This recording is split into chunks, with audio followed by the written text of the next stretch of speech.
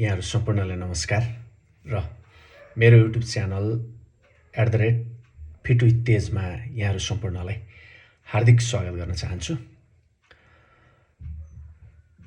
मानिसको जन्म मृत्यु र भाग्य विधाता भगवान हुनुहुन्छ भने भाग्य निर्माता चाहिँ स्वयं आफू नै हुन्छ। जन्मदेखि मृत्युसम्मको जर्नीलाई एउटा जीवन भनिन्छ।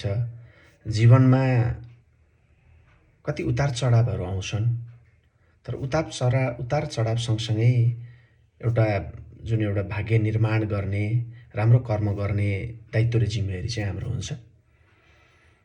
मैले यो युट्युब च्यानल खोल्नुको एउटा मुख्य उद्देश्य के थियो भने म 7 वर्षदेखि निरन्तर रूपमा फिटनेसमा आबद्ध छु। फिटनेसमा कसरी आबद्ध भएँ भन्दाखेरि आजभन्दा 7 वर्ष पहिला म अफिसबाट मेरो कोठासम्म आउँदाखेरि घरनिर आइसकेपछि 2 तला माथि चढ्नु पर्थ्यो र 2 तला माथि चढ्दा एउटा ल्यापटप लिएर एउटा ब्याग लिएर चाहिँ माथि चढ्दाखेरि मेरो खुट्टा गलेर श्वास बढेर अनि कोठामा पुग्ने बित्तिकै थचक्क म बेडमा बस्नु परेको थियो।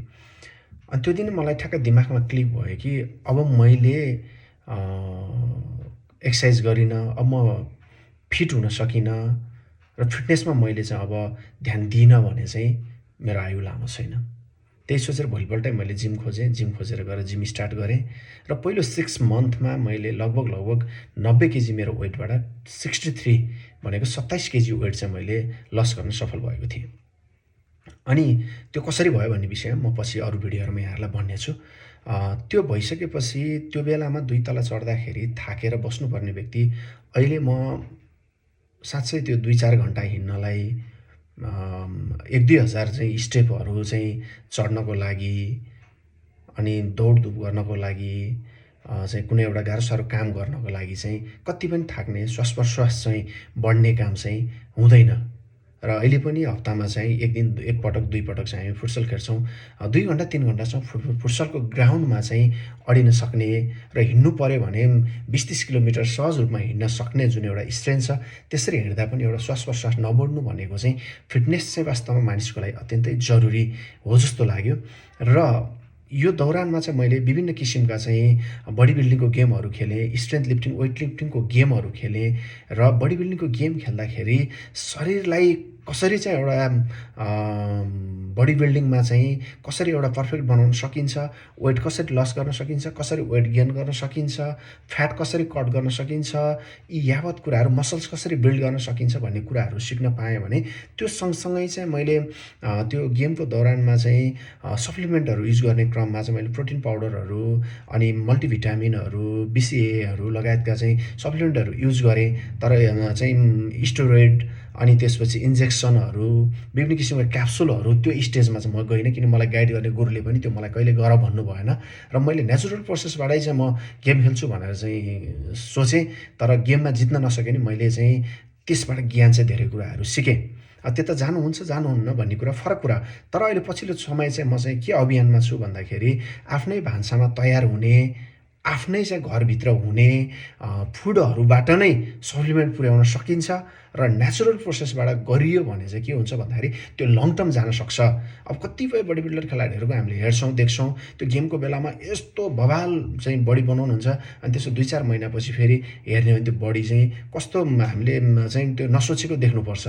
त्यो भएको कारणले गर्दाखेरि लङ टर्ममा जानको लागि चाहिँ नेचुरल प्रोसेसबाट जानुपर्छ र नेचुरल फुडहरूबाट नै हामीले चाहिँ यो सप्लिमेन्टहरू चाहिँ पुर्याउन सक्ने हो भने हामी स्ट्रेन्थ एउटा शारीरिक रूपमा, मानसिक रूपमा, दुवै रूपमा चाहिँ फिट हुन सक्छौँ भन्ने तर्फ लागेर चाहिँ अहिले पछिल्लोचोटि मेरो अभियान चाहिँ के हो भन्दाखेरि हामी बाँचुन्जेल चाहिँ हेल्दी हुने, एक्सर्साइज गर्दा बरु मर्नु पऱ्यो, मर्ने दिन आए पनि दौडिँदै एक्सर्साइज गर्दै बोल्दै सहज रूपमा चाहिँ मृत्युवरण भएको राम्रो हो नि त। त्यो भएको कारणले गर्दा बाँचुन्जेल चाहिँ औषधिहरू चाहिँ एन्टिबायोटिकहरू चाहिँ खान नपर्ने चाहिँ र नखाने एउटा अभियान स्वरूप चाहिँ मैले यो युट्युब च्यानल यो फिट विथ तेज भनेर सुरु गरेको छु। पक्कै पनि मैले यो दौरानमा यो 7 वर्षको बिचमा सिकेका कुराहरू, आगामी दिनमा सिक्ने कुराहरू र यहाँहरूले राख्नुभएको जिज्ञासाहरू चाहिँ मैले समाधान गर्नेछु र हजुरहरूबाट पनि सिक्नेछु। मैले सिकेको कुराहरू नै यहाँहरूलाई चाहिँ सेयर गर्दै हामी सबैले एउटा अभियान बनाएर चाहिँ तन फिट त मन फिट जब यो तन फिट हुन्छ त्यसपछि मेन्टली मान्छे स्ट्रङ हुन्छ, फिट हुन्छ, उसले हरेक चिजहरू गर्न सक्छ। त्यसैले छिटो सुत्ने, छिटो उठ्ने लगायतका चाहिँ कसरी चाहिँ फिट हुन सकिन्छ, कसरी नेचुरल प्रोसेसबाट फिट हुन सकिन्छ, कसरी प्राकृतिक विधिबाट फिट हुन सकिन्छ, कसरी हाम्रै भान्साको खानेकुराहरूबाट हामीले प्रशस्त सप्लिमेन्टहरू पुर्याउन सकिन्छ, मसलहरू बिल्ड गर्न सकिन्छ, फ्याटहरू कट गर्न सकिन्छ, यी यावत कुराहरूको चाहिँ मैले यहाँहरूलाई सेयर गर्नेछु, भन्नेछु, यहाँहरूको जिज्ञासा समाधान गर्नेछु। मैले नसक्यो भने मभन्दा अग्रज गुरुहरू चाहिँ सँग मैले चाहिँ बुझेर सिकेर यहाँहरूलाई चाहिँ मैले धेरैभन्दा धेरै फिटनेस सम्बन्धी ज्ञानहरू सेयर गर्नेछु। यो चाहिँ मेरो चाहिँ यहाँहरूलाई बाचा भयो। र वेट लस चाहिँ कतिले नखाएर वेट लस गर्ने भन्छु त्यो गलत हो, कतिले एकदम छिटो वेट लस गर्न खोज्नुहुन्छ त्यो पनि गलत हो। एउटा प्रोसेसले खाएरै दिनमा 4 टाइम 5 टाइम खाएरै चाहिँ एक्सर्साइज गरेर चाहिँ फिट बन्न सकिन्छ, वेट लस गर्न सकिन्छ।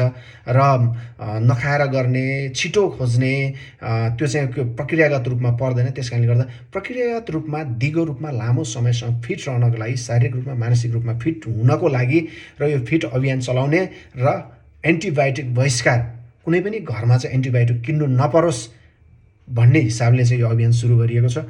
पक्कै पनि यहाँहरू यो अभियानमा जोडिनु हुनेछ र यहाँहरूलाई मैले प्रशस्त आफ्ना नलेजहरू, आफूले सिकेको कुराहरू सिक्दै यहाँहरूलाई सेयर गर्दै र यहाँहरूलाई फिट राख्नको लागि चाहिँ म महत्त्वपूर्ण भूमिका खेल्नेछु। यो मेरो बाचा भयो। यहाँहरू सम्पूर्णलाई मैले चाहिँ मेरो यो युट्युब च्यानलमा हार्दिक स्वागत गर्न चाहन्छु। यहाँहरूले मलाई सब्सक्राइब गर्न सक्नुहुन्छ। यदि सब्सक्राइब गर्न मन लागेन भने सर्च गरेर पनि मेरो भिडियोहरू हेर्न सक्नुहुनेछ र मन परेको खण्डमा साथीभाइ आफ्नो आफन्तमा सेयर पनि गर्न सक्नुहुनेछ। र हामी अब यसरी नै जोडिनेछौँ यहाँहरूको माझमा। यहाँहरू सबैलाई @फिट विथ तेज यो मेरो फिटनेस युट्युब च्यानल हो, यसमा यहाँहरू सबैलाई हार्दिक स्वागत गर्नेछु। र अब आगामी दिनमा निरन्तर रूपमा मैले भिडियोहरू बनाउँदै मेरो नलेजहरू, मैले सिकेको कुराहरू यहाँलाई सेयर गर्नेछु र यहाँहरूलाई चाहिँ फिट राख्नको लागि मैले महत्त्वपूर्ण भूमिका खेल्नेछु।